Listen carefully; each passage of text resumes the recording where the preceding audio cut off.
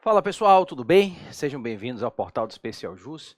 Essa é a aula de apresentação do nosso curso de conhecimentos específicos para o concurso de técnico do Seguro Social, técnico do INSS, previsto para 2026 ou mais provavelmente para 2027, através do estudo do direito previdenciário e do direito da assistência social, com carga horária mínima de 50 horas aula. Vejo, já há muito os alunos têm me demandado um novo curso de Direito Previdenciário e Assistencial para o concurso de técnico do Seguro Social. Eu estou fazendo a gravação no dia 6 de abril de 2026 dessa aula de apresentação. E juntamente com esse curso vai sair, junto na editora Juspod, um livro também de conhecimentos específicos para o próximo concurso de técnico do Seguro Social. E o que foi que eu idealizei para vocês, para já ter uma preparação antecipada. Primeiro, eu acho muito difícil que saia concurso nesse ano de 2026. Então, a gente está trabalhando com o cenário do concurso em 2027, já que o concurso anterior para técnico do Seguro Social já está vencido há cerca de 2 anos. Não tem mais ninguém para chamar e o último que foi feito para analista. Historicamente, a legislação não mudou, esse concurso exige formação em nível médio. Nunca tivemos, houve uma época que se falou, mas nunca saiu uma alteração para nível superior. A minha aposta é que saia esse concurso em 2027 dentro do CNU, que é o Concurso Nacional Unificado, porque o último concurso de analista em nível superior também saiu dentro do CNU. E a gente vai ter, o CNU teve em 2025, vai ter em 2027, ele sai a cada 2 anos. Então, previsão de concurso com edital e talvez até provas dentro do ano 2027, de modo que tem que ter uma preparação antecipada com pelo menos 1 ano de antecedência para ter chance real de aprovação.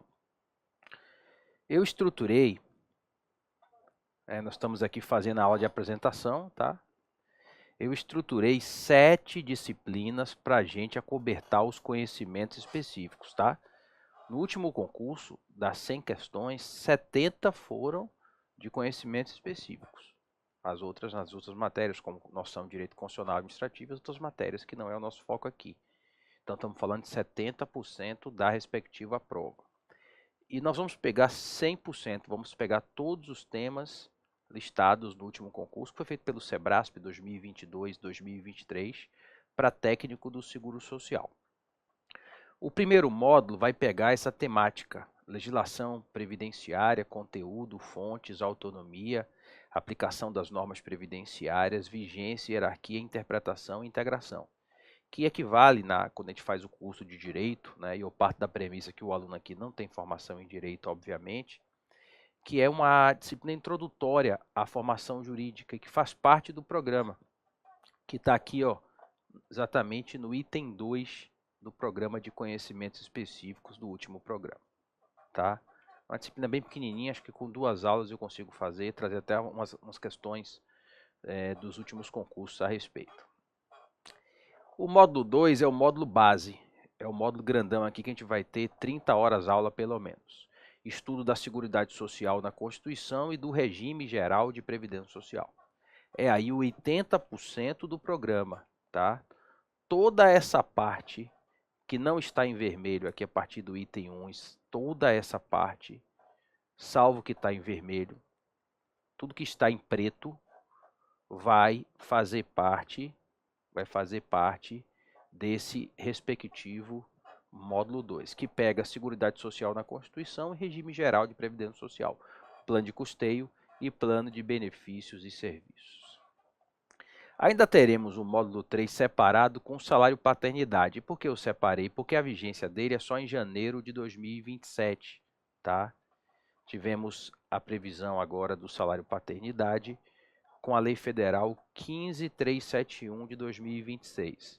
Se hipoteticamente, porque é muito difícil sair edital esse ano, pode ser que ele não caia, porque só cai a legislação na data do edital, essa é a praxe. Por isso que eu separei.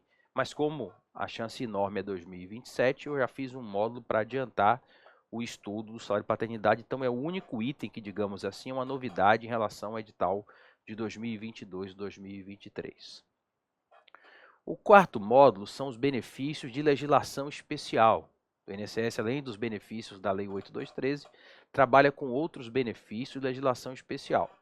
E aqui, pensão da talidomida, pensão dos seringueiros, pensão de eixo-combatente, pensão de hemodiálise de Caruaru, pensão vitalícia do Césio 137, aposentadoria do anistiado político, a pensão da hanseníase, a pensão da zika e o seguro-desemprego do pescador artesanal.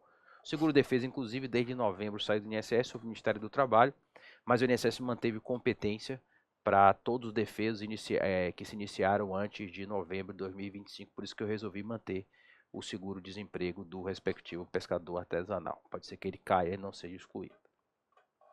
O módulo 5 trata do regime próprio de previdência social, que é a previdência básica do servidor titular de cargo efetivo, que está aqui, no item 15, ó, regimes próprios de previdência social. Mas, professor, por que regime próprio passou a cair no concurso do INSS? Porque tem uma coordenação específica do INSS de regime próprio para julgar os processos de regime próprio dos servidores efetivos do INSS. Por isso que foi colocado desde o último concurso. Antigamente não tínhamos isso no edital. O módulo 6, a gente sai do direito previdenciário para o direito da assistência social. O INSS faz a gestão do BPC-Loas, que é o salário mínimo gratuito a idosos e pessoas com deficiência carentes, e também o auxílio inclusão da pessoa com deficiência. Então a gente vai ter um item aqui, o item 14, ó. Lei Orgânica de Assistência Social, que é a Lei 8742 de 93, benefício de prestação continuada, auxílio e inclusão, tá? E as respectivas alterações da LOAS e o decreto do BPC, que é o 6214 de 2007, que foi totalmente reformulado no ano de 2025. No módulo 7, nós vamos ter saúde e qualidade de vida do servidor como agente de desenvolvimento social, tá? Que aqui é um item específico do programa, que a gente tem um texto, uma aulinha, a gente resolve isso aqui, tá? E eu não coloquei aqui, cortou. Para fechar, nós temos ainda o módulo 8, tá? Que são os crimes contra a Seguridade Social, que fazem parte também do programa. E sempre cai uma ou duas questões de crimes. Aqui, ó. Crimes contra a Seguridade Social, que é o oitavo e último módulo, tá? A gente vai ter aqui a garantia de atualização por alteração legal até cessar o acesso, tá? O curso tem 240 dias de acesso, tá? Até 30 de abril a gente já finaliza, depois vai manter só atualizações, aí sai uma nova lei, alterou o decreto, a gente faz a aula de atualização.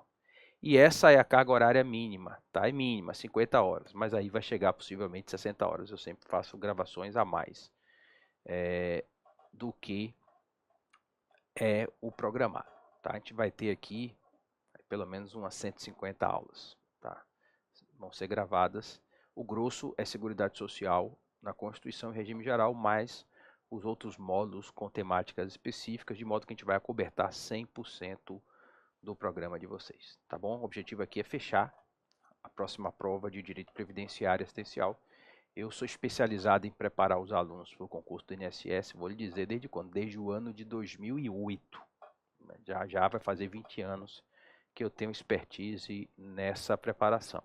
E no último curso de formação que nós tivemos de técnico, inclusive meu livro, o curso de Direito e Processo Previdenciário, até foi indicado como bibliografia recomendada para o curso de formação lá feito pelo INSS em Brasília. Bom, sejam bem-vindos, a gente vai iniciar já já com a primeira disciplina sobre legislação previdenciária. Um abraço para vocês e até lá. Bom, pessoal, vencida a aula de introdução ao curso, nós vamos iniciar com o primeiro módulo, que equivale a uma temática que lá na Faculdade de Direito a gente estuda no primeiro e segundo semestre, com introdução ao estudo do direito. Legislação previdenciária, estudo de conteúdo, fontes, autonomia, aplicação de normas previdenciárias, vigência, hierarquia, interpretação e integração. Tá? Para quem é da área jurídica já tem uma formação maior, mas o nosso concurso para técnico do INSS não exige essa formação em nível superior em direito.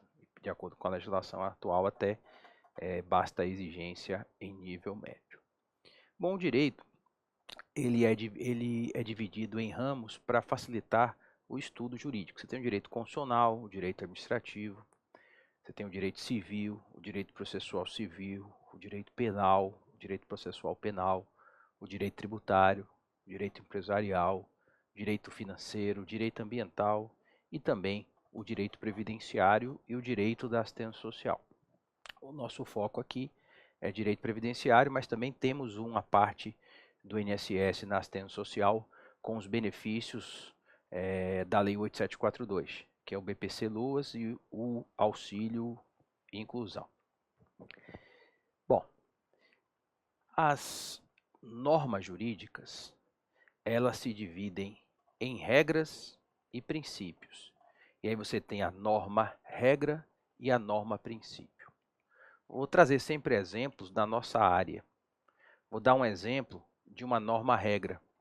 Nós estamos aqui dentro da Lei 8.213 de 91, que é a Lei de Benefícios do Regime Geral de Previdência Social, que é a regra do auxílio-doença, atualmente chamado de auxílio por incapacidade temporária. Esse artigo fala que o auxílio-doença será devido ao segurado que, havendo cumprido, quando for o caso, o período de carência exigido nesta lei, ficar incapacitado para o seu trabalho ou atividade habitual por mais de 15 dias consecutivos. Essa é uma norma-regra. A norma-regra é específica, ela define uma situação fática específica que vai ser regulada. O segurado do regime geral que ficar incapaz por mais de 15 dias consecutivos por sua atividade habitual, se for o caso, tem que cumprir a carência dependendo da situação, a gente vai ver tudo isso no módulo 2, ele terá direito ao auxílio por incapacidade temporária. Essa é uma regra, tem uma delimitação específica de situação fática a reger. Diferentemente da norma principiológica. A norma principiológica é abstrata ao extremo.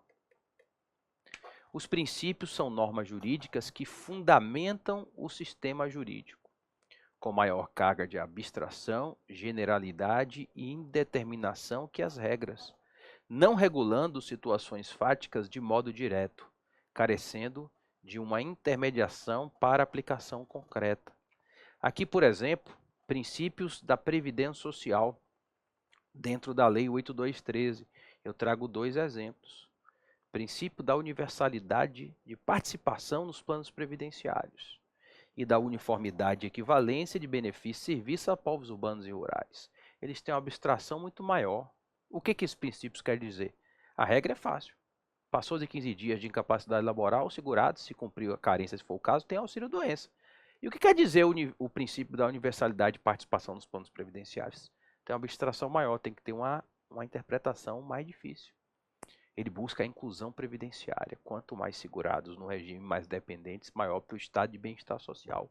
Então, esse princípio voltado ao legislador e ao gestor busca, sempre que possível, criar e efetivar políticas públicas objetivando a inclusão previdenciária. Já o segundo, uniformidade e equivalência dos benefícios e serviços aos povos urbanos e rurais, é o princípio da isonomia, para não ter discriminação negativa, quer contra os trabalhadores urbanos ou rurais no âmbito do regime geral. E aí dei um exemplo de 2 normas principiológicas e uma norma-regra no âmbito do regime geral, que fazem parte do gênero norma jurídica, que se divide em norma-regra e norma-princípio. Tanto as regras quanto os princípios têm que ser interpretadas.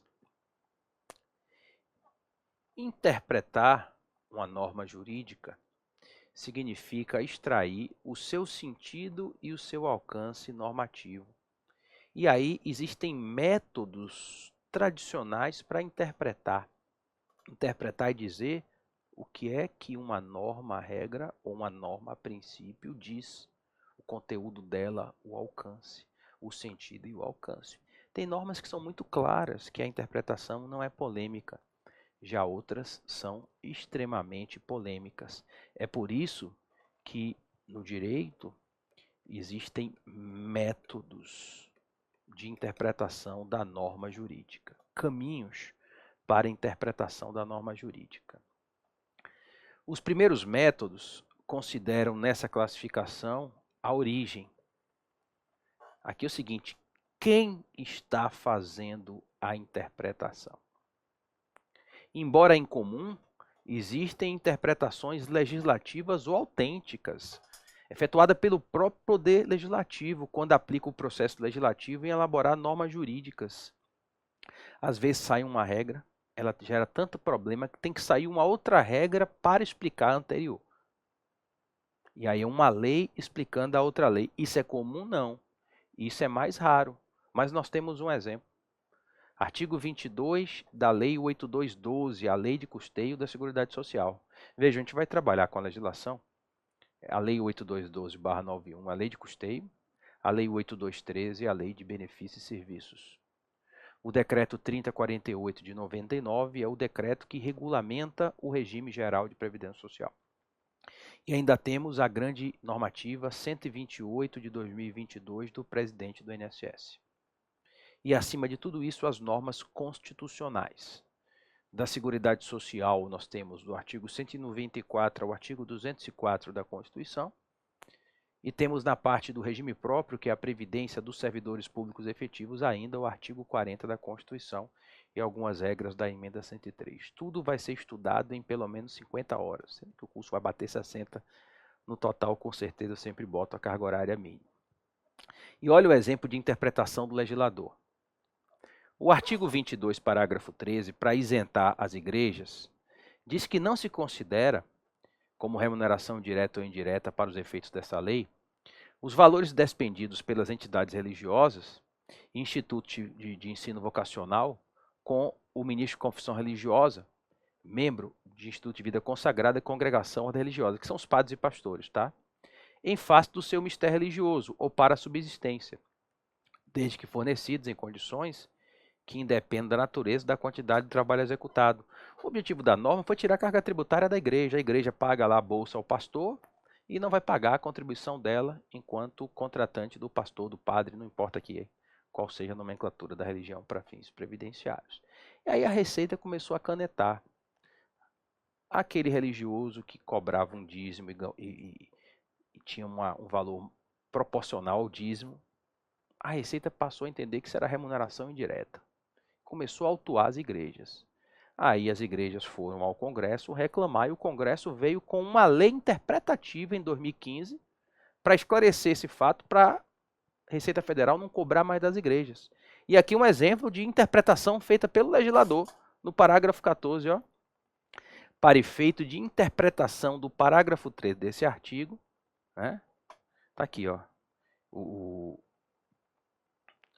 inciso 2 foi que resolveu a vida das igrejas, ó. Os valores despendidos, ainda que pagos de forma e montante diferenciados em pecúnia ou por ajuda de custo em moradia, transporte, formação e educação, vinculados à atividade religiosa, não se configuram remuneração direta ou indireta do padre ou pastor.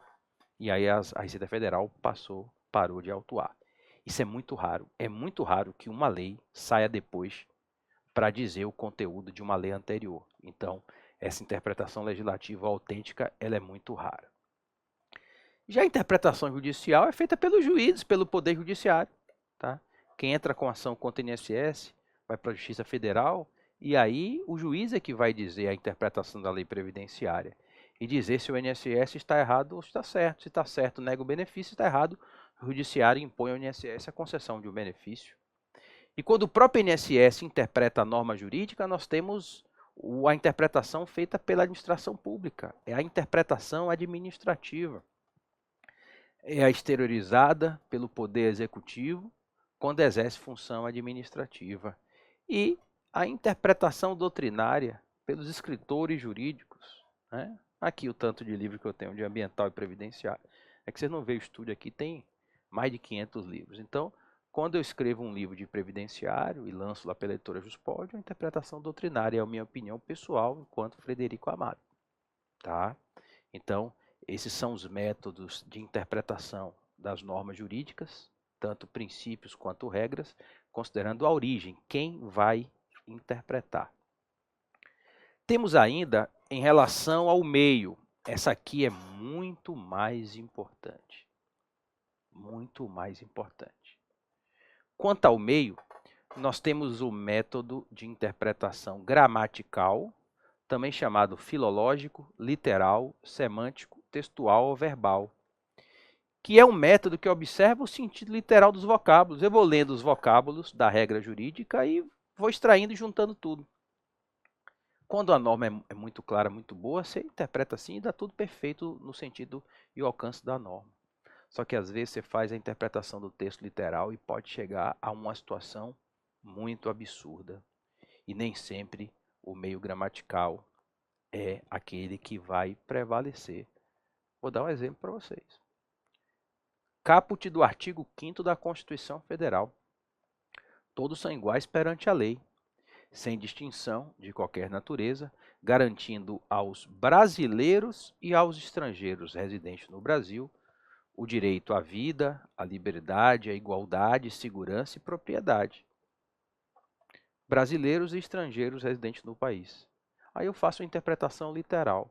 Mas, professor, só fazendo a literalidade da norma constitucional, brasileiro e estrangeiro residente no Brasil. E se um estrangeiro estiver aqui de passagem e não tem residência no Brasil, eu posso matá-lo, posso tomar o seu patrimônio, posso tirar a sua liberdade? Claro que não. Então, a interpretação literal para esse artigo 5º não é o método de interpretação adequado. Para ele, nós temos que buscar os outros métodos. A interpretação sistemática estabelece relações de coordenação e subordinação no ordenamento jurídico. O ordenamento jurídico como um todo, inclusive outros artigos da Constituição, garantem o direito à vida e o patrimônio. A interpretação lógica leva em conta a compatibilidade ou concordância por meio de raciocínio lógico.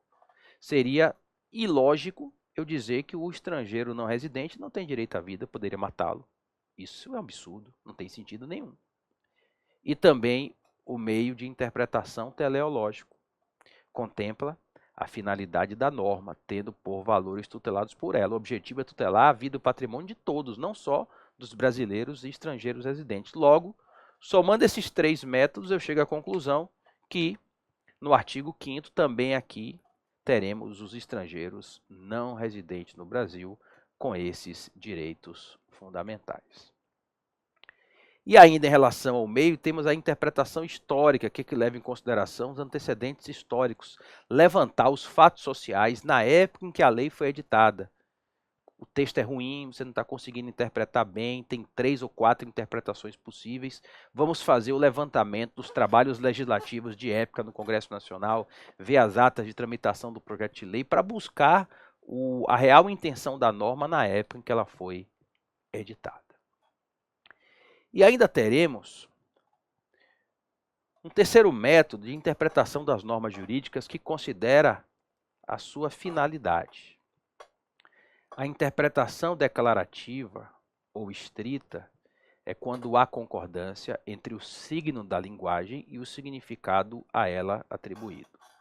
Você faz a interpretação gramatical e daquela interpretação gramatical a regra diz exatamente o que você quer dizer.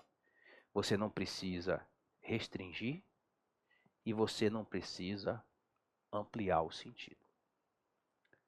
Já a interpretação extensiva, não há consonância entre o signo e o significado, sendo necessária uma extensão do significado do texto, pois o legislador escreveu menos do que pretendia, exemplo, o próprio artigo 5º. A gente faz uma interpretação sistemático-teleológica, buscando a finalidade da norma, e fazemos uma ampliação. O texto escrito disse menos do que o legislador queria dizer. Ele não teve a intenção de não proteger a liberdade, a igualdade, segurança, a vida e propriedade dos estrangeiros não residentes no Brasil. Logo, temos que fazer uma interpretação ampliativa do artigo 5º da Constituição Federal. Como às vezes a lei pode ter feito o contrário, ela pode ter dito na literalidade mais do que ela queria, e a gente tem que, ao invés de ampliar, restringir o seu significado literal. É a interpretação restritiva. Na hipótese em que não há essa concordância entre linguagem e significado, sendo necessária uma redução do aparente significado do texto, pois o legislador escreveu mais do que pretendia. A gente vai ter vários exemplos, vou dar um exemplo. No Brasil, a idade mínima para ser segurado obrigatória é 16 anos, salvo 14 como aprendiz. E aí a criança trabalhou com 10, 11 anos, o INSS não vai reconhecer para fins previdenciários? Vai. Nesse caso, a jurisprudência restringe de que essa idade mínima não pode prejudicar a criança que trabalhou antes da hora. Tá? A gente vai usar isso aqui o tempo todo nas aulas, principalmente dentro do módulo de número 2. Tá bom? Bom, eu dividi em duas aulas. Eu não faço aulas muito longas. Assim, qual é o teto aqui de aulas? De tempo, normalmente até 30 minutos, tá? Tenho feito em média de 20, permite a organização de nós todos, então a gente vai seguir com uma outra aula, uma segunda aula desse módulo 1. Um abraço para vocês e até lá.